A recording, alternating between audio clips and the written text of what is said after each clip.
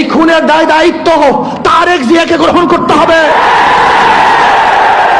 এই খুনের দায় দায়িত্ব মির্জা ফখরুলকে গ্রহণ করতে হবে।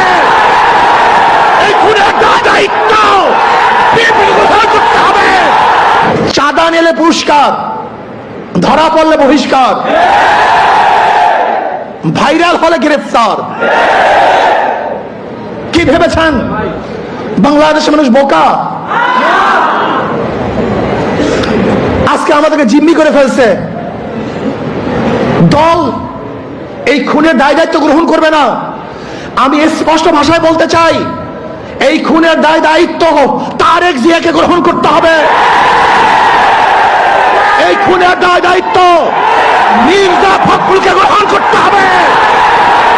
এই খুনের দায় দায়িত্ব বিএনপিকে গ্রহণ করতে হবে। এই খুনের দায় দায়িত্ব